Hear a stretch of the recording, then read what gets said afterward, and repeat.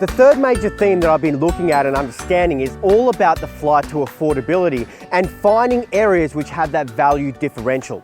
You know, it's no secret that Sydney and Melbourne have been booming and been going nuts for a number of years now. And to be quite honest, they've probably gone a little bit further than what they should have, driven by the low interest rate environment.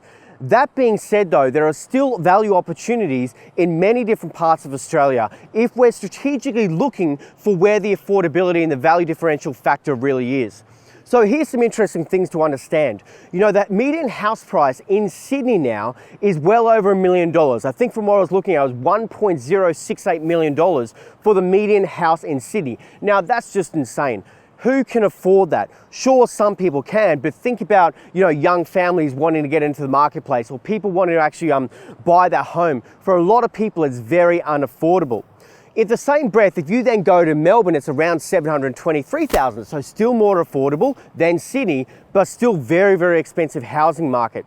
But then if you come up to somewhere like Brisbane, the median house price in Brisbane is sitting around between the $520,000 to $530,000 range. It's almost half the median price of what the Sydney marketplace is. Now you might say, yes, Sydney's different and all this type of stuff, and I totally get that. You know, Sydney really is the economic capital of Australia.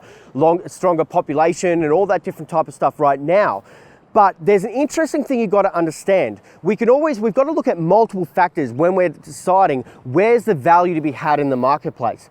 So if we have a look at somewhere like Brisbane versus somewhere like Sydney, the average median weekly income only has a 14% difference between Brisbane, people that live in Brisbane versus people that live in Sydney. So there's a 14% difference in the median weekly income.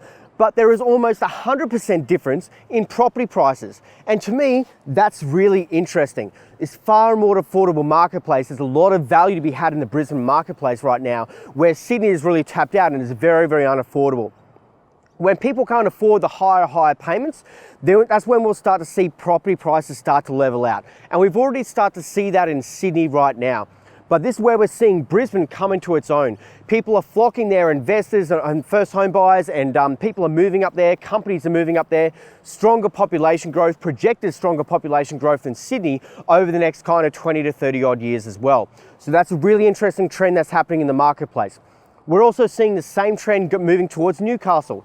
So far cheaper median price point than Sydney, but a very, very strong median weekly income.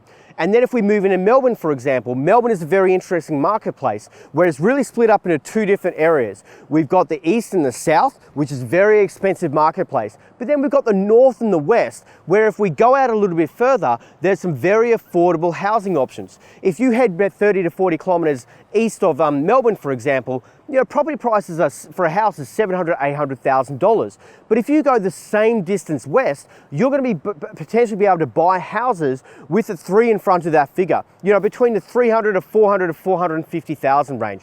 That's a very strong value differential. And so in this marketplace, we want to be looking for that affordability factor. We want to be looking for that value differential as a place to be able to look for future capital growth. So, third theme, look for the value differential, the affordability factor in the marketplace, especially in this low wage growth environment, and especially as we transition to a brand new marketplace moving into 2017.